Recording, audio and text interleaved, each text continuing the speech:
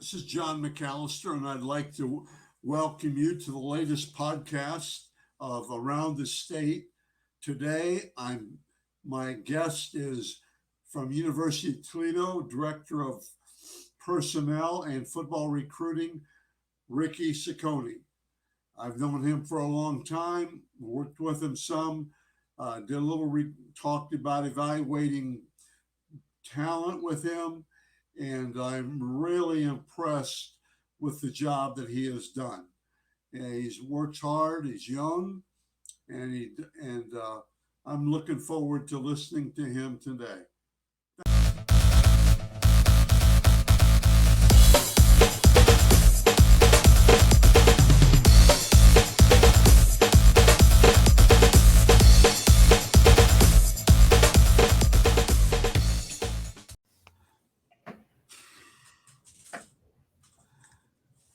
Good morning to my good friend Ricky Ciccone from University of Toledo.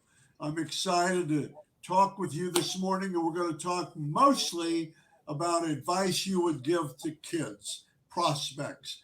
But before we do that, let's talk about what's your title right now at University of Toledo? Well, good morning, John. It's great to be here with you. I'm excited about it. Always enjoyed talking to you.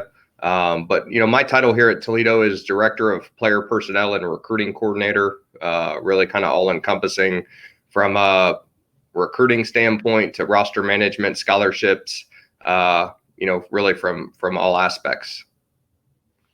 Okay, that's really good. What's the difference between Director of Player Personnel and Recruiting Coordinator? Well, I think that's kind of how the position has evolved. Over time. And I think, in terms of director of player personnel, it's overseeing the roster, in the roster numbers, in the scholarship numbers as a whole, and then from a recruiting standpoint, overseeing that aspect of things. It's really from the identification of players to meeting with coaches, evaluation of players, overseeing and planning visits, when prospects and their family members, come on campus to, anytime we go on the road, our coaches from an evaluation or a contact period, I plan and organize that as well, and work with our coaching staff too. That's really good. Let's talk about, I think anytime I have somebody on or I talk to somebody, I think it's important to know their background and where they've been, what they've done to lead you to lead or to get this position. So Sure. I know your background is you've been on every level. So I have. let's start. I know you're a Coshocton homebody, Yep. and then let's start with your coaching career. Yeah, absolutely. So, I played at Coshocton High School, and then I went on to Mount Union and played there for 4 years. I was on staff there for a season. I was a graduate assistant at Marietta College, and was there for a few years. And then from there, I was at Marietta High School to Tri-Valley High School.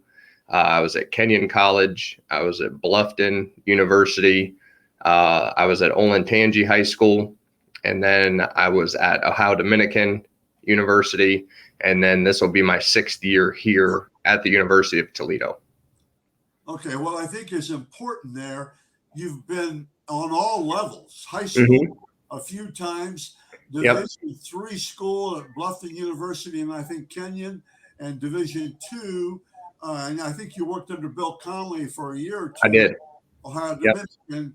So you've got a wealth of experience there, and now you're at University of Toledo, which is obviously one of the better college football programs, definitely in Ohio and in the MAC. And worst of all, you are a Mount Union graduate. My goodness, those guys are every place. You know that? I mean, they're every place. They are. When I was a young coach, it was Miami of Ohio, cradle. But I don't want to blow up Mount Union here, but they have done a great job producing high school and college coaches. Absolutely. Yeah, You know, absolutely have. you know, your head coach and the head coach of Iowa State, Yep. Jason at University of Toledo, Matt out at Iowa State, and there are many more. But those two Yeah. guys, And I mean, there are a lot of Mount Union alums on our staff as yeah, well. exactly, exactly. Okay, let's go to prospects now. What Okay. should a prospect be doing now? Okay, I'm talking about July 14th or 16th, whatever it is here. What should 15th? What should they be doing now? Well, I think, they should be with their high school teams.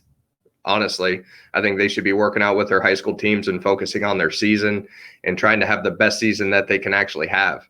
I still think that the best way to get recruited is to have success through your team, and that's a big part of, the evaluation process for us as well. So, they should be focused on that, and really trying to lead their team and focusing on that, and then we're in a dead period currently, at the FBS level. So, we're in a dead period for a couple more weeks here. So you can still communicate, with prospects, in terms of, rising seniors. We're allowed to reach out to them and communicate with them, via outgoing phone calls, text messages, DMs, all those types of things, electronic communication. So, that should still be going on. I really do think that obviously is crucial in this process. Just continuing to build and maintain relationships. And I also think too, coming off camp season, I think that high school, student athletes should, have real conversations with college coaches with where they're at. So they get a pretty good gauge, from that end of things, just because, especially this year, because it's unique. We were in a dead period for really 15 months.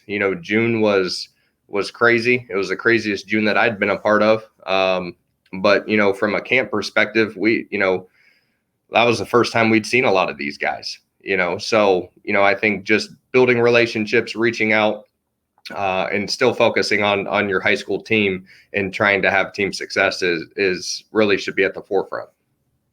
Okay, good. What about, and I think this applies to Division One schools, but what about a person, a prospect that hasn't really been recruited as highly as they would like? So what should they be doing? Say a person that has that bogus no offers yet. What should they be doing? Much the same thing? What's I think so. Yeah, I think so. And, I think that they, should go to camps. I know that there are some Division II, camps. I think they're allowed to have camps at this point during the dead period. To my knowledge, they should be going and attending those. They should also, if there are, different opportunities here when we get back into a quiet period at the end of July for that week, they should, if there are camps available, college hosted camps, they should go to those. And then the other part too is, we can work out guys on unofficial visits for an hour. This is a new rule, that was put in place this year. So, and it's only for rising seniors, so guys that, we're interested in and want to see that maybe we didn't get to camp or we want, more time with them, to see them and work with them that way, that's an option as well. So, I still think that, if they think that, they're a Division one player and their high school coach does as well, and thinks that, they should reach out to us, reach out to different college coaches, in the area, recruiters, at different schools. At the University of Toledo, you should have your coach reach out, or myself as well, someone's in a similar role.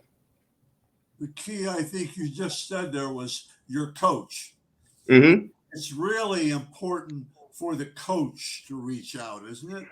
I do. Yeah, I think that is is important. We want to go through the high school coach, and we want to maintain and build great relationships with, the coaches in the state of Ohio and really all the other, states where we're recruiting young men. So, I think that's where it starts. And I think, it's really easy now with social media, to sometimes bypass the high school coach and, directly, direct communication with the prospect. But, we want to do a good job in terms of maintaining and building relationships, and finding out who that young person is, what they're about.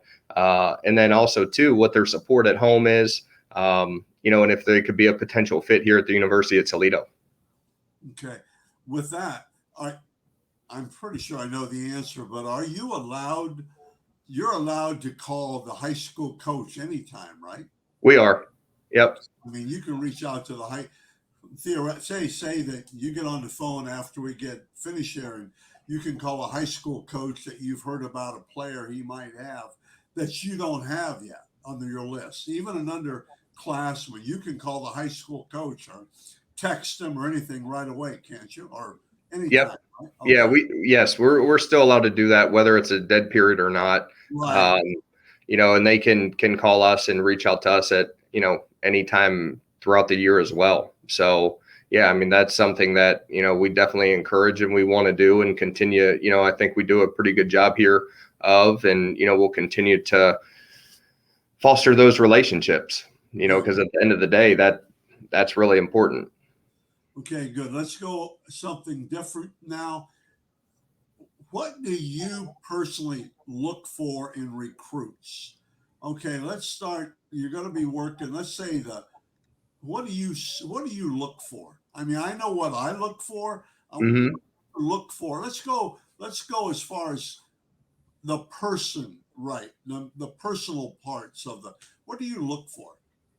Well, you try to identify guys that No, are high no, character. it's not we. It's you. What do you look for on your behalf? Because everybody, your defensive line coach looks for different things. Sure. Quarterback, Yeah, I mean, everybody, in terms of, different skill sets and traits, at different positions. But generally speaking, I want a guy that's a high character guy, that's intrinsically motivated.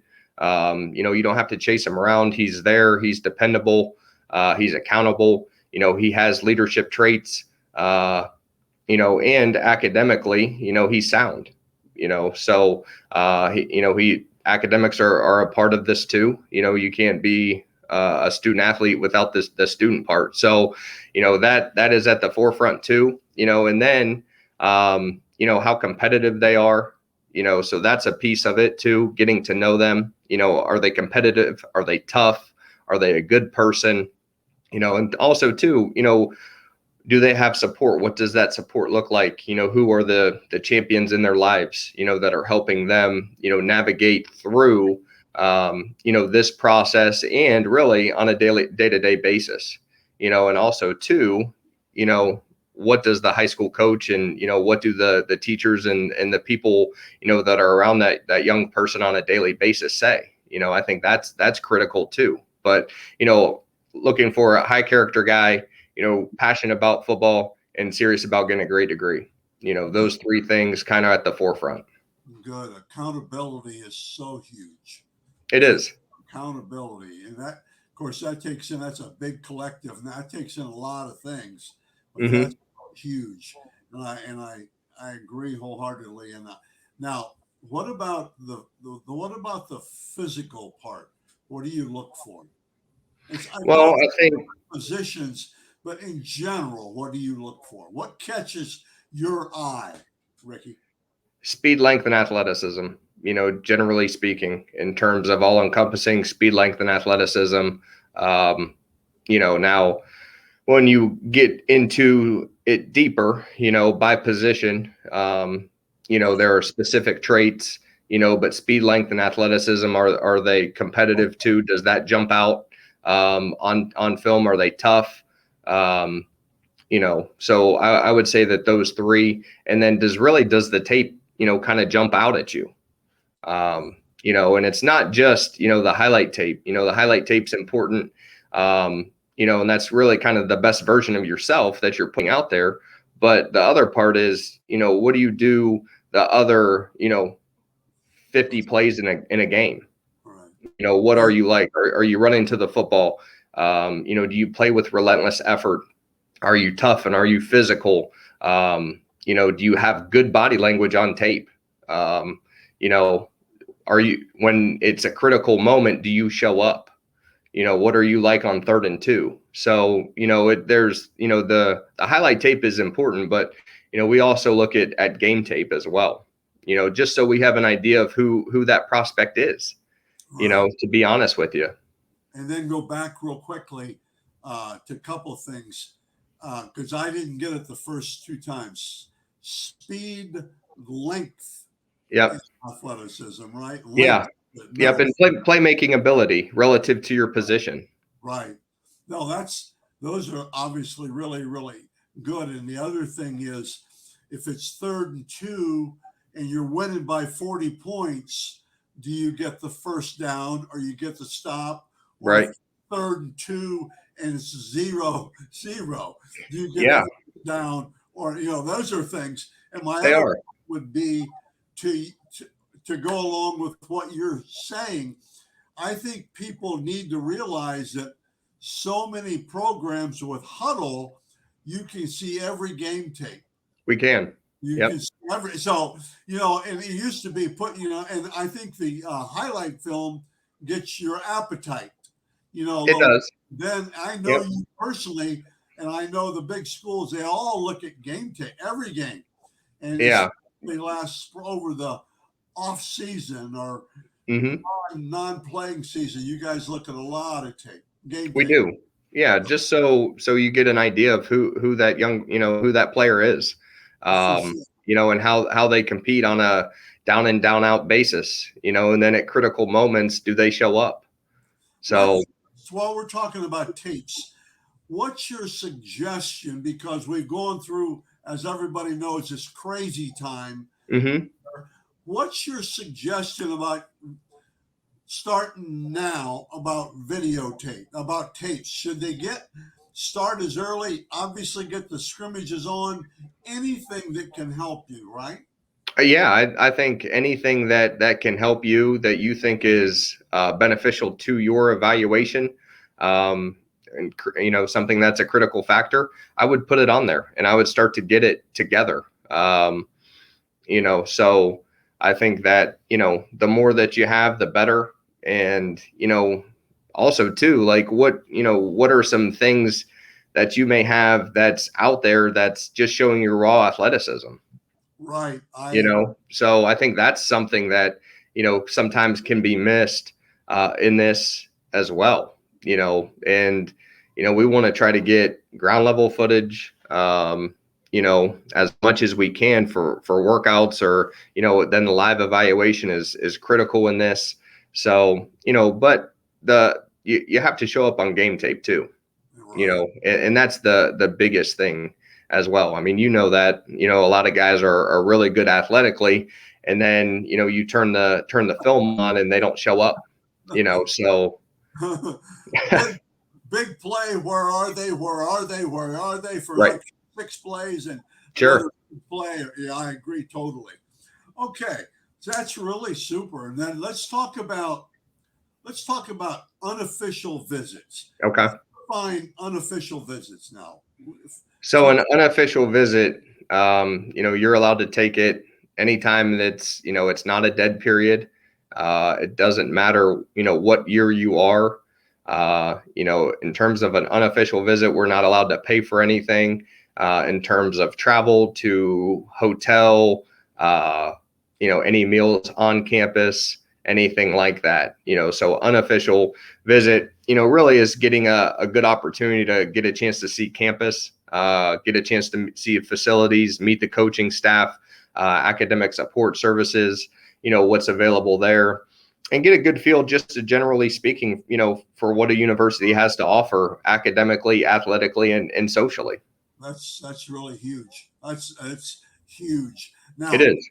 I may have missed this. Say unofficial visit. Can you work a boy out then?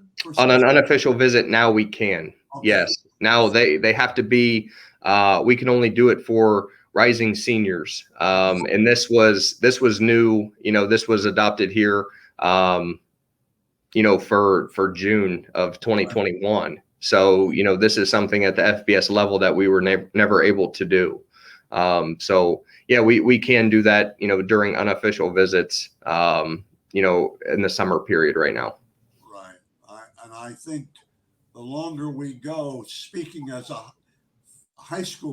from a high school coach's perspective, I I'd try to limit a lot of that stuff if I were the high school coach, because it's showtime coming up here in August 1st, and Right.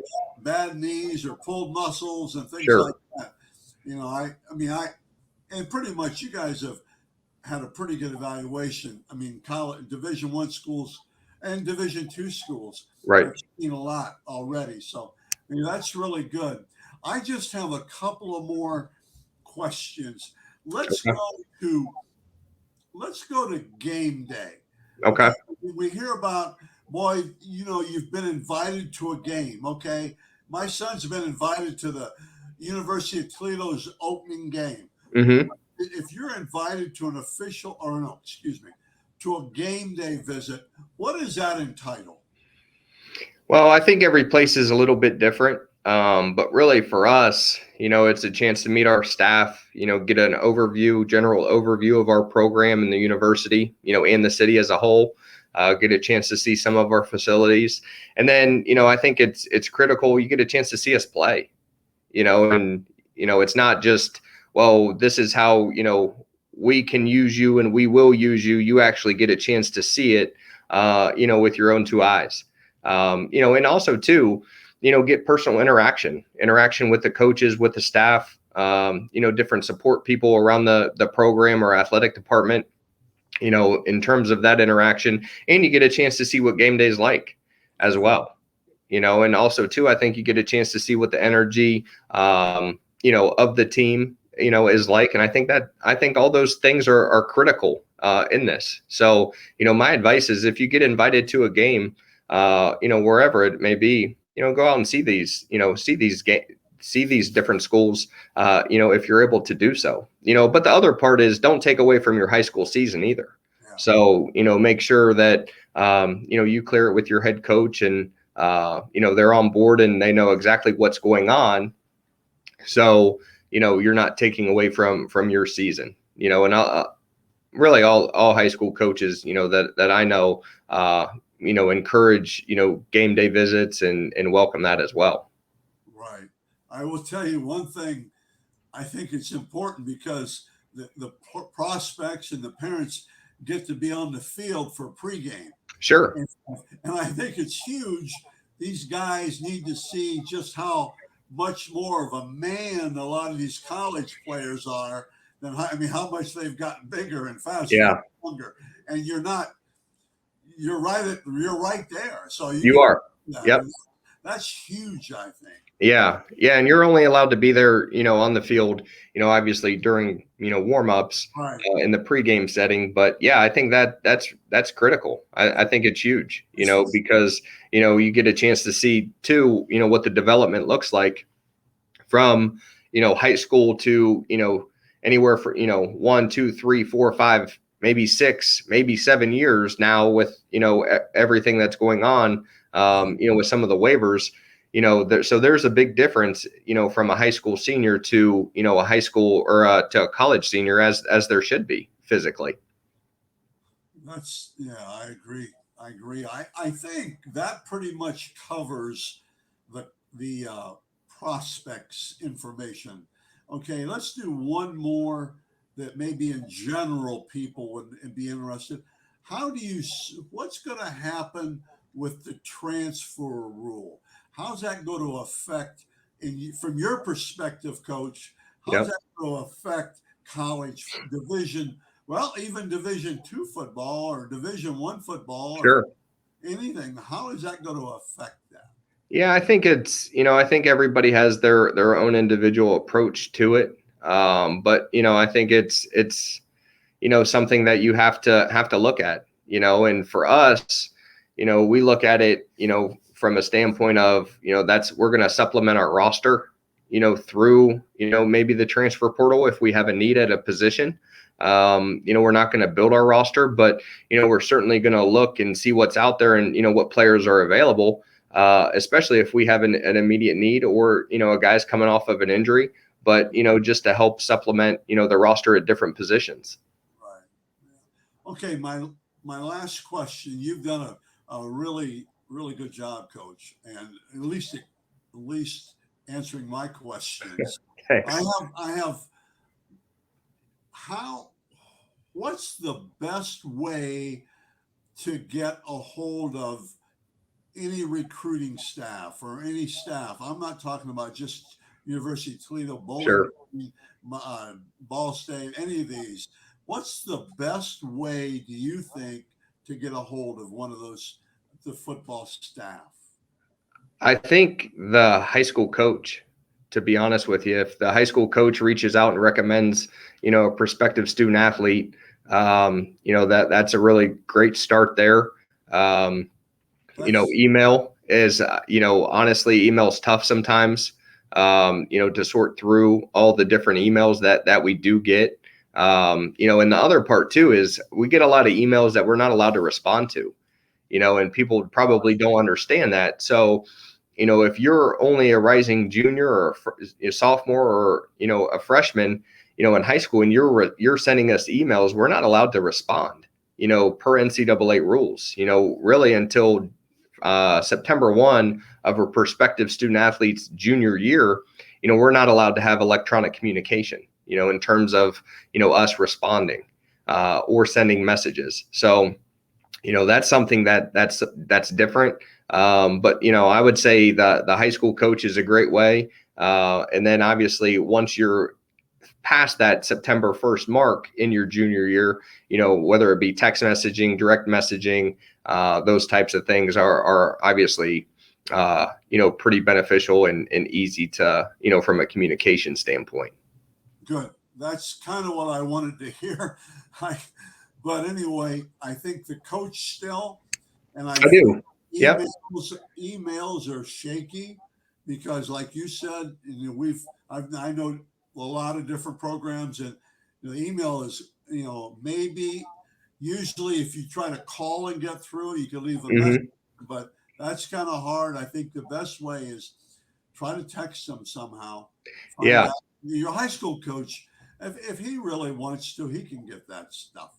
He can dig enough and all that. So yeah, I think so. And, I think the other part too is, we're building, kind of a list of in terms of guys that we're going to continue to evaluate into their junior year and senior year as well, whether they have an offer or not, just to see how they're progressing. So that's something that, we've continued to do, and we will continue to do throughout, the season, and then thereafter. Well, Coach, I really appreciate it. Absolutely. Thanks for having me. I've known you a long time. You're smarter than I thought you were. I'm joking with you, Ricky. You know that. Well, thank you very much, and I appreciate it a lot. Okay. Absolutely. Thanks so much. Thank you.